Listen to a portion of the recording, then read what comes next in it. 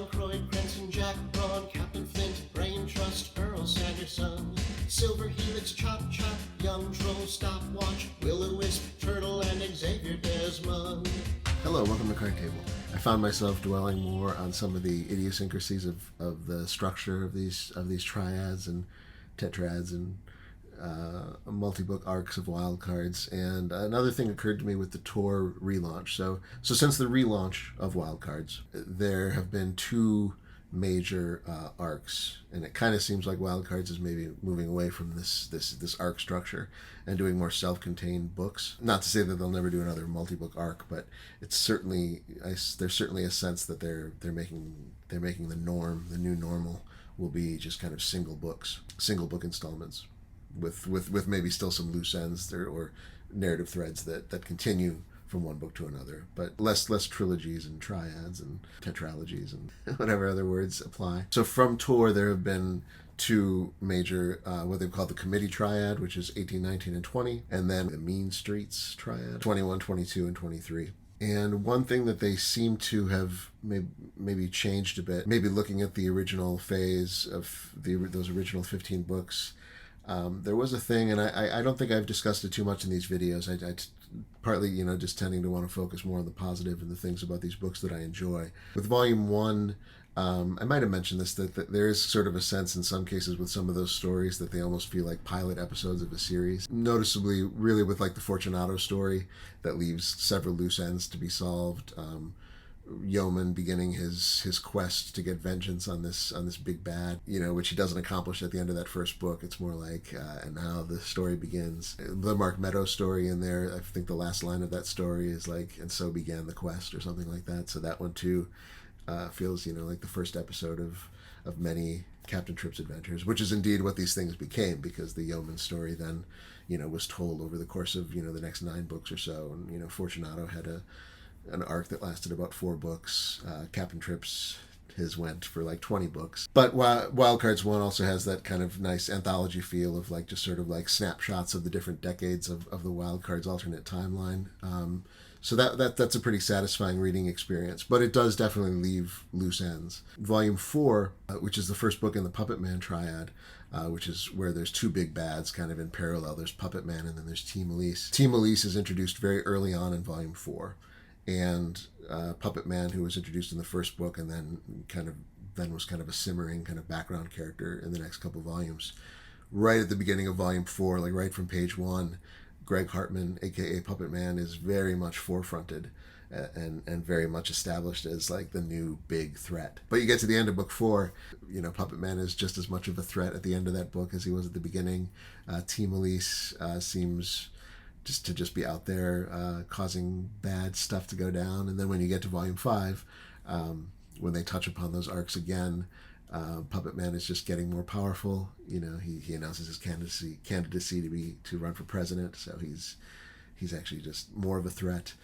Team Elise is revisited, and we get no real resolution with that. We get a resolution with Water Lily, who's the character who encounters Team Elise, manages to free herself from Team Elise, but Team Elise is still out there, and then only in Volume 6 and 7 do you start to get the resolution. But Volume 4 has this definite loose-endy kind of quality to it when you introduce these 2 major threats, or, reintroduce in the case of Hartman, but these 2 major villains so early on, like in the first, both Hartman, like I said, right from page 1, Team Elise from around page 20 or something. Pretty early on in this book, and then you get to the end of the book and find no resolution on that stuff. And Volume 8, which is the introduction of the Jumpers and the Rocks, once again, it's the introduction of those characters, and that's kind of it.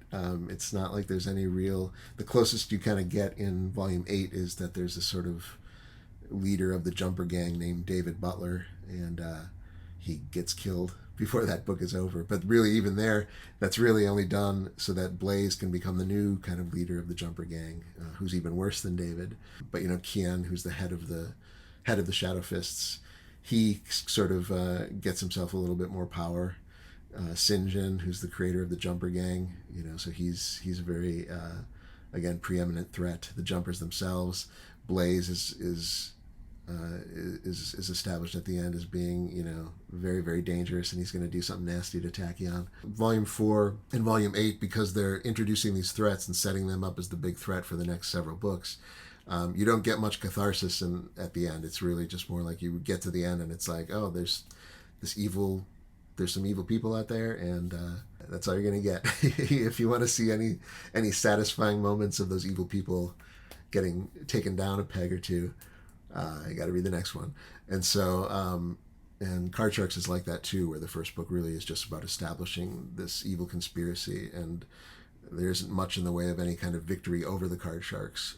It's really more about just kind of the question at the end of what are they going to do. So for all that those books, and I've talked about what I find appealing about those books in previous videos, 4, 8, and 13, those beginning books, book 1 of the arcs.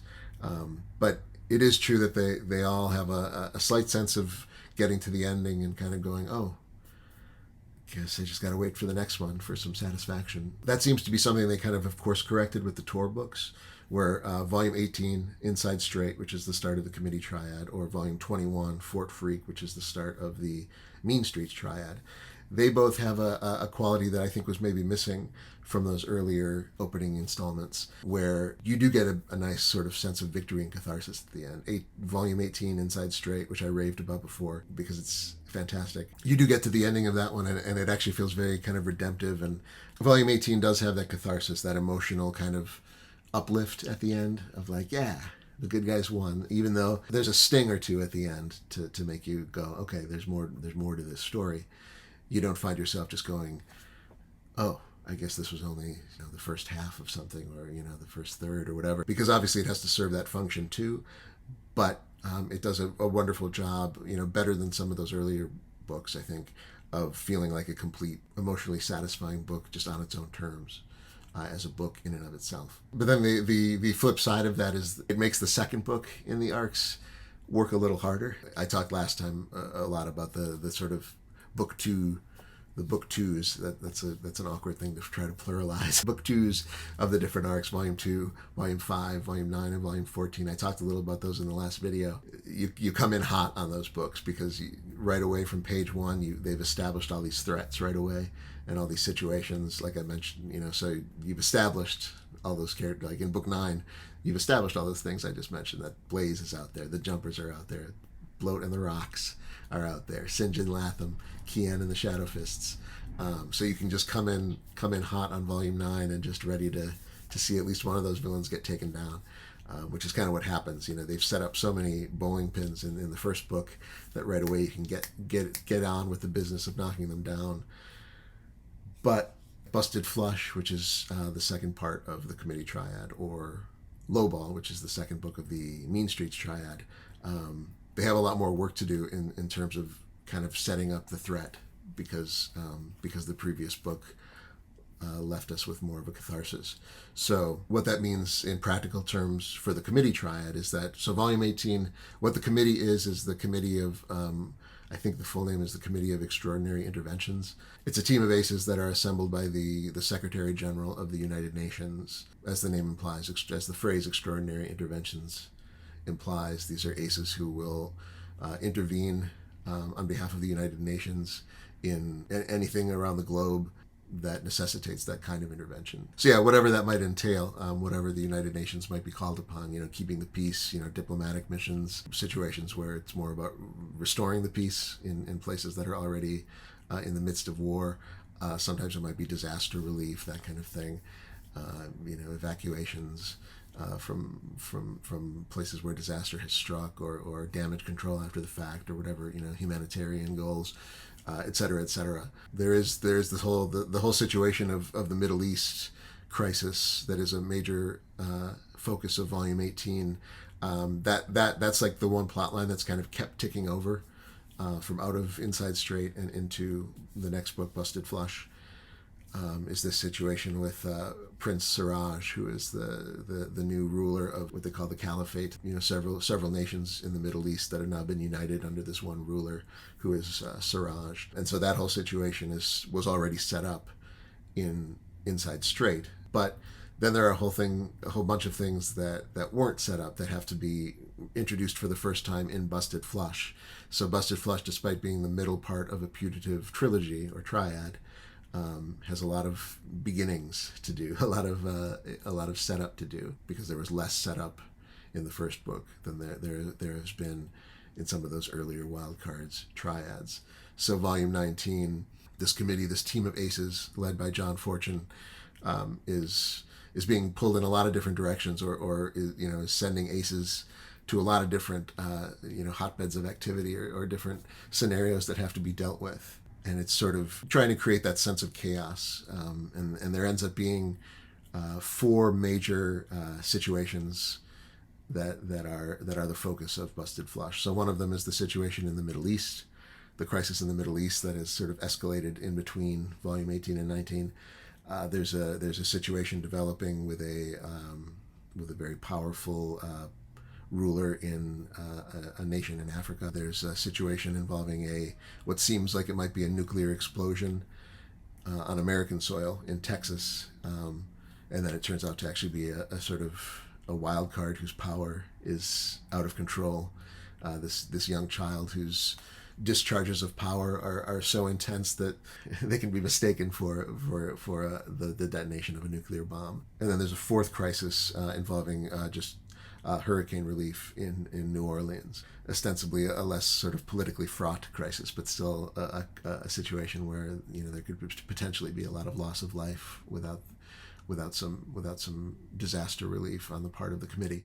So these 4 different sort of crises, and the committee ends up being split into 4 different factions. At this point, the committee has enough members where they can send a decent amount of people to each of these to deal, or to investigate at least, or deal with, or both, each of these different situations as they're in their various stages of development. And they seem like four different parallel threads, and then kind of as the book goes along, you see how they actually start to intertwine a bit. So that's kind of the structure of Busted Flush, where it's essentially introducing all these different crises that the committee are sort of called upon to deal with, and all at the same time. So you can get these parallel threads, and kind of intercut amongst these 4 different threads. That also kind of communicates just sort of the chaos of this whole situation with the committee, because of course with a group like that, this group of aces that is there to sort of make things better, of course there's just going to be people calling upon them from every part of the globe,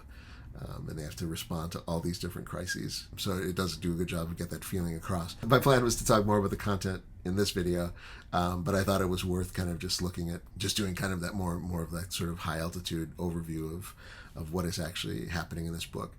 So next time, at long last, then I will get more into the actual authors and characters involved in this particular book. So thanks for tuning in, and see you next time. To try and give our love back some sparks. He said, we'll get your love growing. But before we get going, may I highly recommend Cod Shocks? I like to go out dancing. My baby loves a bunch of authors. Lately we've had some friction, 'cause my baby's hooked on shared world fiction.